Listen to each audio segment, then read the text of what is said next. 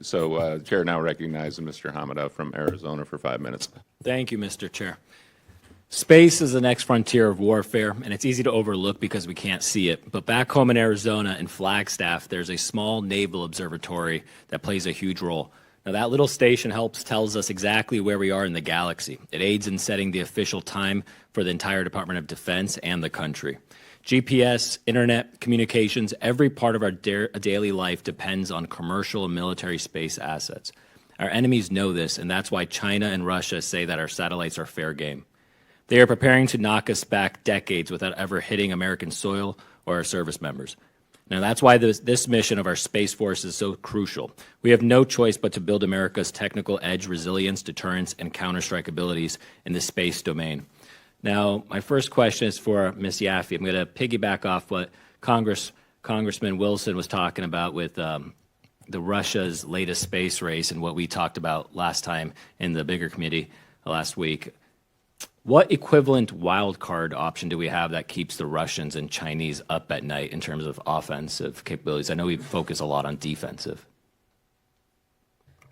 Thank you, sir, for the question. Certainly we are not looking for an equivalent capability to what Russia might be pursuing. It would be a violation of the Outer Space Treaty and would be devastating to low Earth orbit and to our interests. With that said, we are trying to be absolutely clear to Russia and China and anyone else that wishes to do us harm that we have an imperative to protect our freedom of access to space and our freedom to operate in space. And we are going to need a breadth of capabilities to do that. You know, we are trying to normalize space as an operational domain, which normally means we largely focus on doing things more normally within the department, having war games that consider space, ensure military plans do, et cetera.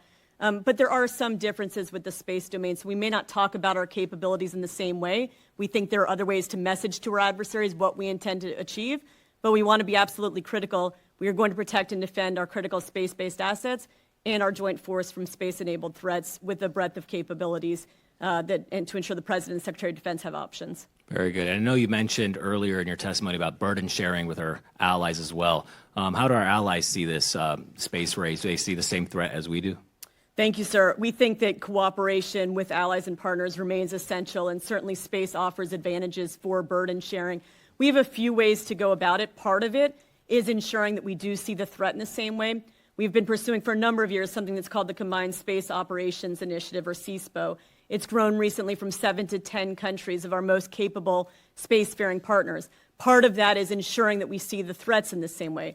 Part of it is thinking about how we approach the domain to operate most effectively and to our advantage. We explore different operational concepts. We explore appropriate behaviors because unlike in every other domain, we don't have norms of behavior. We also engage bilaterally with some of our most capable spacefaring partners because we do believe there are different ways that they can pick up the burden to ensure that we can all approach the domain and protect our freedom to access and operate in the domain. Are we looking at expanding it beyond the 10 partners already? It's certainly under consideration. It's not calendar-based, it's conditions-based. We want to expand when there are partners that can bring something to the table, and that's what we did most recently with Japan, Italy, and Norway. If we assess that there are other partners that can similarly contribute to both the threat picture and operational concepts and capabilities and norms, I think that there would be consideration among those 10 partners to expand. Very good. Thank you, Ms. Yaffe. Thank you. My next question is to General Purdy. It seems like there's been a lot of progress with the acquisition reform, especially with the 6 months NRO contract they were mentioning earlier. I know acquisition reform is going to be a huge focus of this year's defense bill, and we can't keep pace with China if we don't have the space industrial base. But if you had the power to make a single change to our space acquisitions, what would that be? So there are a host of, in the PBE Commission and other commissions that have listed out a whole host of activities. If I had to pick one, I think flexibility of funds, particularly in CR environments.